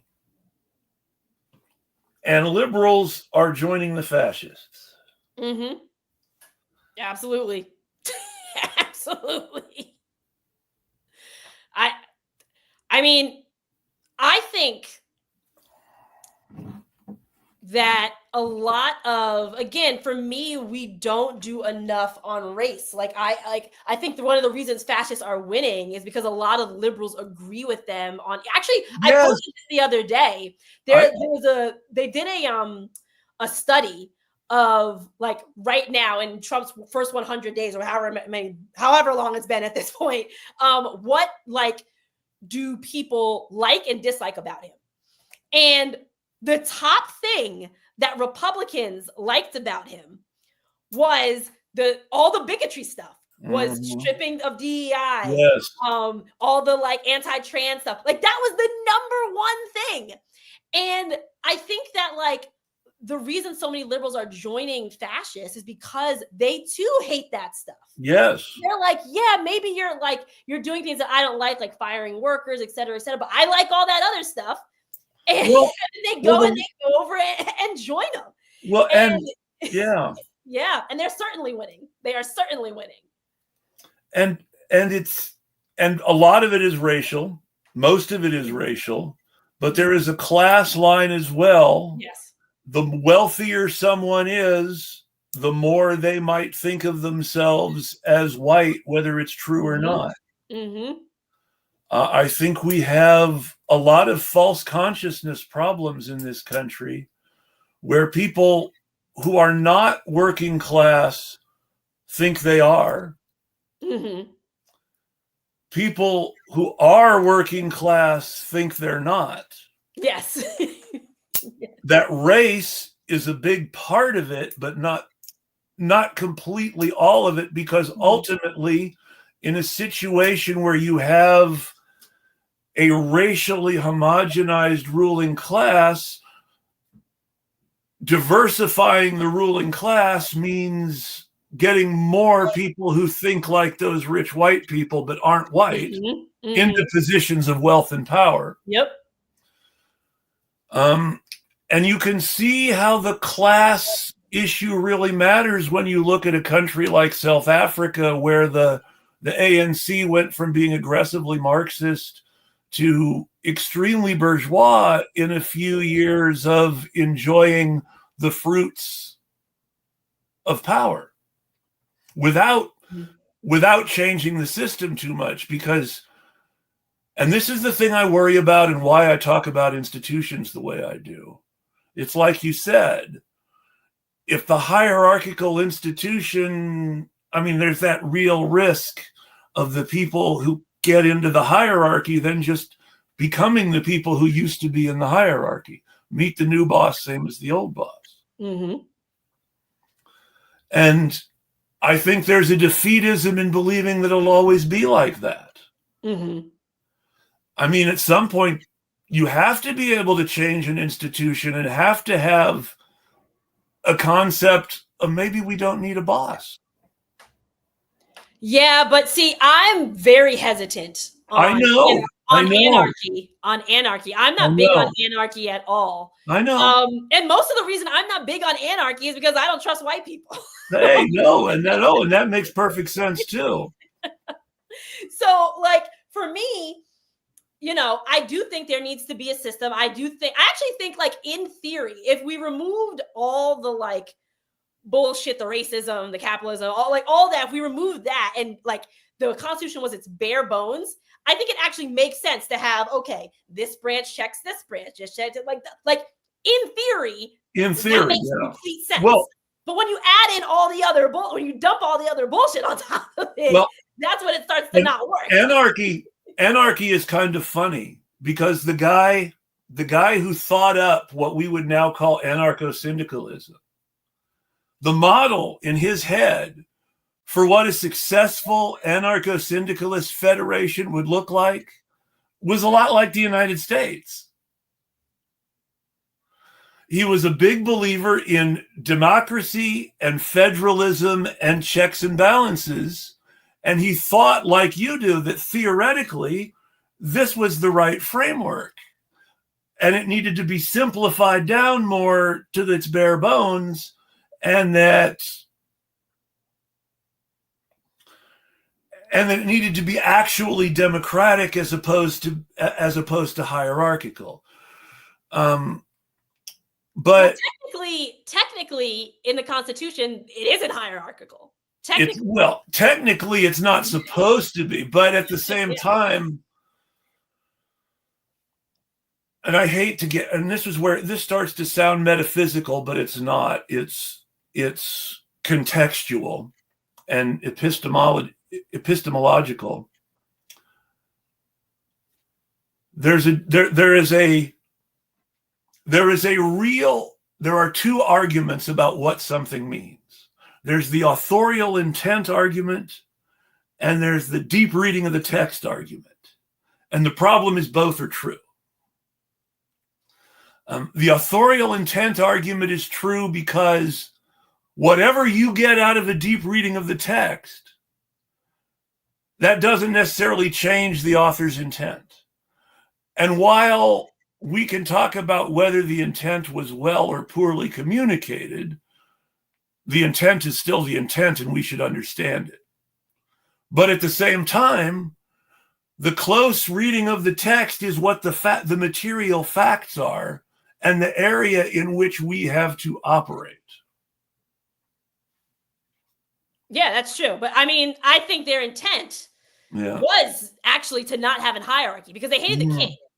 They actually hated the king. So actually, if anything, they intended to have the legislative. It was evolutionary. Originally, it was we love the king but hate parliament. And then it became we hate the king too. Yeah, by the time they wrote the Constitution, it was we hate the king. Yeah. And so if anything, the judicial branch and the legislative branch were built to be the strongest branches. Although, if you're looking at the straight letter text of it, none of them is more. Well, by the letter text of it, if you go by the number of enumerated powers, Congress is the most powerful branch of government constitutionally.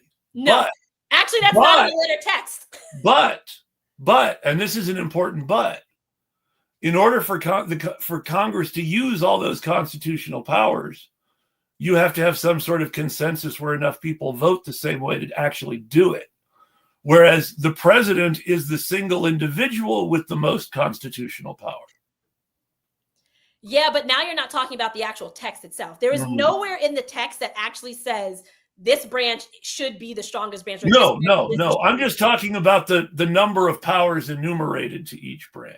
Congress has the most. Well, that's also the thing, though, is that over time, the executive branch got more and more and more. Because Congress has the word is delegated. Yep. With and this is one of the things Republicans complained about. And they may or may not have had a good point at the time, but it's become just a bad point now. Yeah. Which is,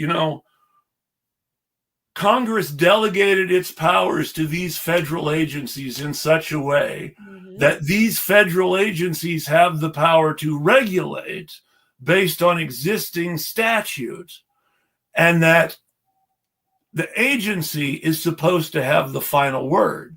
Now, of course, that's what the Supreme Court recently threw out.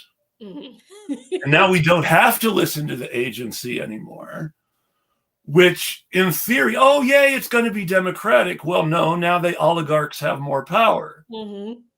Yep. I mean, there's I don't remember. I wish I would have saved this tweet.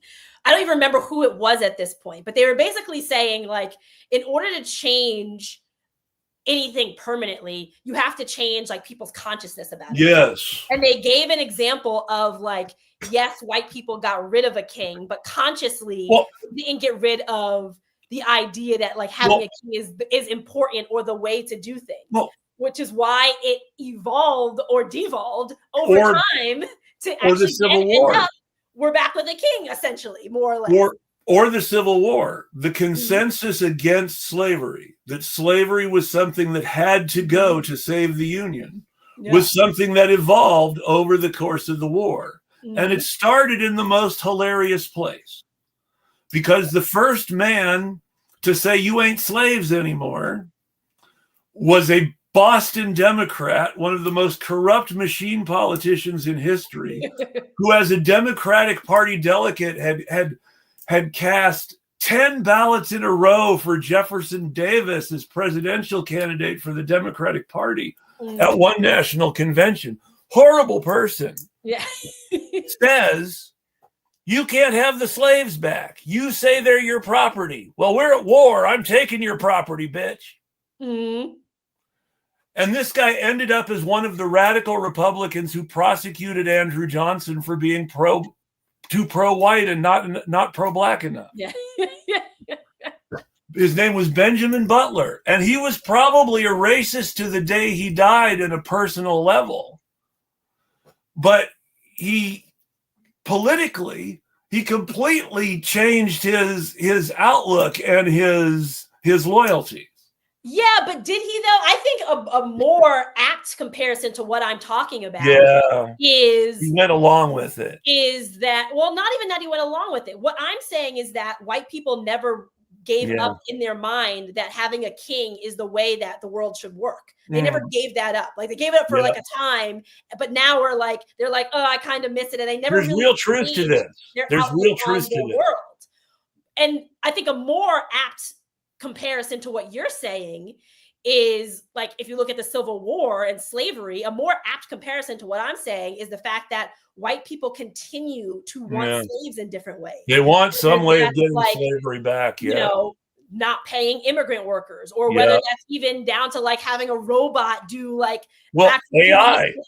The whole AI is about corporations that create a creative product wanting to be able to automate things on an assembly line the same way as people who make a physical product. Yep. So I think that's something that I really wish I could remember who tweeted that and find it again. But it's totally true, because because automation, which was envisioned by the inventors of these gadgets as ways to free themselves from labor and make their job more productive and more profitable for workers, ended up, replacing workers and making things more profitable and productive for the boss. And this is going to take me back to the beginning and say that this is where control and power at some degree matter. At some point, you have to be willing to confront someone and take over. Yeah. Because the real problem, and I tend to be somewhat conflict averse too. I have left groups because I didn't want to fight with people, largely because on one occasion I actually fought with someone in a group and ended up really losing my temper and going too far. And so I try to avoid doing that again and overcompensate in the other direction. You physically fought somebody? Did you physically? No, I didn't physically fight them. Okay. I mean, but we were like in a board meeting for an NGO and arguing over tactics. And I was like, dude, you just destroyed this organization with one. I mean, it's like you really are working for the other side, which is not something I would normally ever say to somebody. But it's like, you just wrecked us with this one refusal to go along with everyone else. Yeah. And it's really easy on both sides, because when you're the one person who everybody is mad at for not going along, you can really feel right for not going along. But when you're the one person who's not going along, everybody else is like, this fucker is keeping us from getting this shit done. And it can really become a problem. And so I tried to back away from some of that sort of stuff, because I didn't like the way I was acting. And maybe that's just more of a good reason white people shouldn't be involved in such things, honestly. I mean, I have said that before. I do think that we might also be in a different place if white people would just fund the movement and just. Well, I don't have money, so I can't do that. I wish I could. Well, That's my biggest problem. Even small dollars, right? Like I have said that before. Where Well, no, but I mean that my number one problem is even on a small dollar level, I can't give what I want to give. It's like, yeah. now I give whenever I can. I asked for money on my birthday a year or so back with the intention of putting everything into my show, and ended up giving half of it to crowdfunding campaigns on Twitter because I had the money, and it's like people are giving me money for my birthday. I cannot not give it to people who are worse off than me. Yeah. It's important. But at the same time, and so whenever I can, I do. But at the same time, it's like I should be able to give more, and I can't because I have to pay my rent, and I have to pay for my wife's medical stuff, and yeah. And I mean, it's I don't really- know your situation, but I do. So, for example, in this area in New Jersey, there are a lot of leftists who like, and this is one of my big. I have a huge gripe with this group of folks who like their parents not only own one house that's huge and a mansion, but they also own a lake house and sometimes a beach house as well. Yeah. And there are a lot of white people on the left who are in that position. And most of the time, they don't fund the movement. Most of the time, they get into places and they get into leadership positions. And then they kind of just wreck things, either because of lack of skill or because they're not ready to be race traders or wet behind the ears. They're too new to it and they should have given it to somebody of color, working class, who's more steeped in the issue than them. But there's a lot of money, especially in white leftist circles. You actually said this earlier about, there's a lot of rich people that think they are working class. And that 100% describes this group of people. And it describes a lot of the white left, actually, where one parent was making $150K a year. The other parent was making $170K a year. And, when you grew up or when you graduated high school, you were given a car. It wasn't a Ferrari, but you were given a car, and they're like, but it wasn't a Ferrari. So now you think you're working class. And my parents would not have been able to afford to buy me a car if I had gotten a driver's license. I would have had to get a loan like everybody else and been poor. Yep. And when I hear people call Joe Biden working class Joe, and I remember that his father was a used car dealer who was able to give him a brand new Corvette for his 18th birthday. Yeah. I get really angry really fast. And honestly, I don't. And this is the thing that pisses me off the most.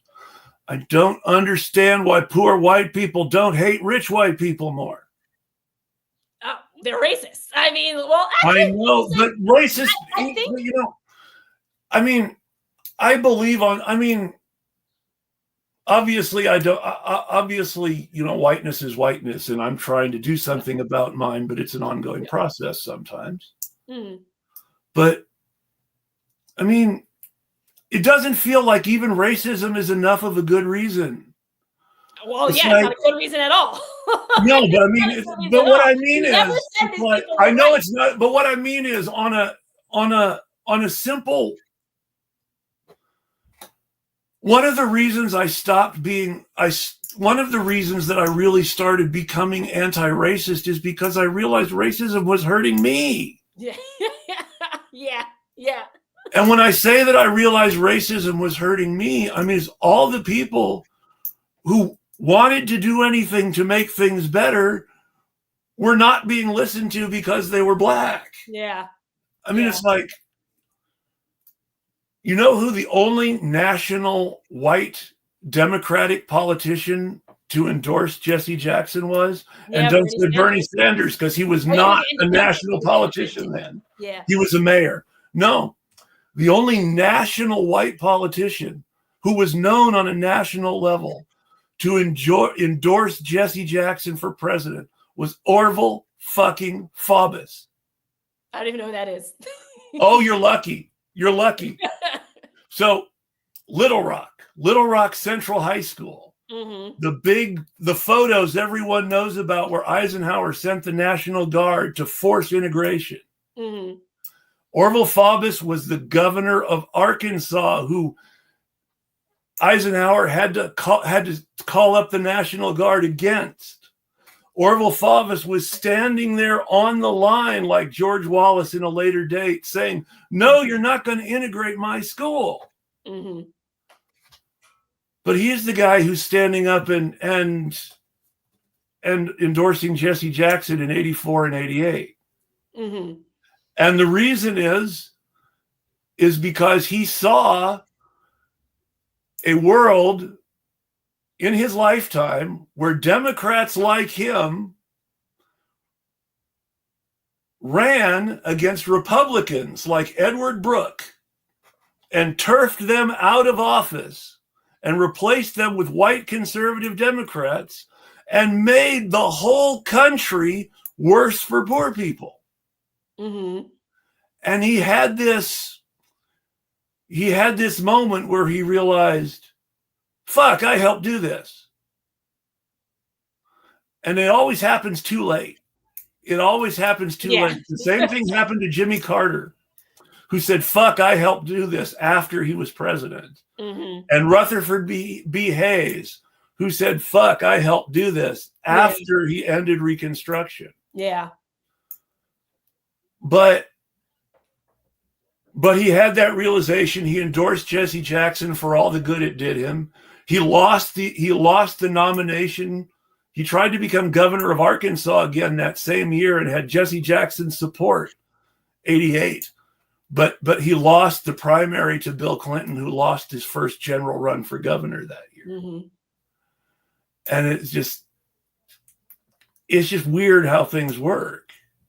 Yeah, but I think most people just think about what is happening in front of them. I think you're right. So if it's in somebody's self-interest to be racist on a day-to-day, like, then they're never going to change. Exactly. And that's where poor white people, and all white people really, that's why they're so attached to racism, because on their day-to-day, they have way more benefits than way more pay, way more opportunity, way more power with regards to like just in the sense that like they can just complain about something and it will be fixed, right? Like they have much, much more because of racism. Yes. And so at the end of the day, they're likely, again, this is how most people think. They're not thinking of long-term or big scale. They're thinking, okay, day to day, like I'm getting more. So this is in my best self-interest to keep this system.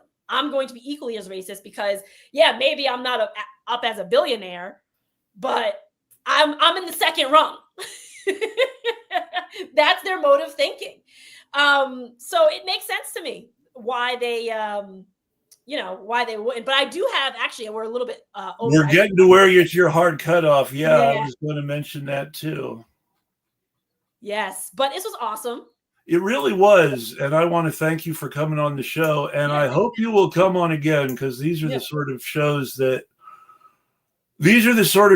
I think people who want to make change need to hear, and they need to hear. I know I get pessimistic sometimes, and it's good to hear somebody else give me a reason not to be pessimistic. So I want to thank you for that too. Yeah, nice. Well, thank you so much for having me. No, do you have anything that you want to plug or talk up, or final thoughts or anything like that? Oh, I was going to ask you if there was anyone commenting that we wanted to get to before I leave, so that we. No, let's take a look. Well, this is what I like to hear, because I hope that someone takes the dialectic of what we're saying rather than just one of us, just to mention Marx a little bit and be a little theoretical. I think that this is good. This one, I admit, is funny. I have this 95 at 95 after 10 rounds. Now, this is funny because I used to write for boxing, and Mark follows me because they're a boxing fan too, but our politics also coincide. Nice. I like boxing too, actually. So, fun fact. I know a strangely disproportionate number of people from New Jersey for whatever reason. Yeah, you do. I do. I have realized that. One of the people from New Jersey that I know is Bill Detloff. Oh, okay. Who is a boxing writer. Yeah. And who's also been on the show. Yeah. And who got me started writing, if you want to go back far enough. Oh, wow. And I used to write for the Ring magazine. I wrote a monthly column on women's boxing. Women's boxing. I wrote on women's boxing. Oh, nice. Nice. But at the same time, look at me. I wrote about women's boxing. So you got to look at it both ways. Yeah.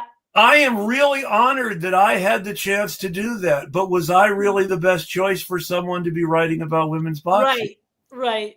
Yeah. All right. Well, appreciate you so much for this. Let's do it again. Thanks, everybody who's watching. And this is awesome. And everybody, I want to thank you for watching. I want to follow Imani on Twitter if you're on Twitter.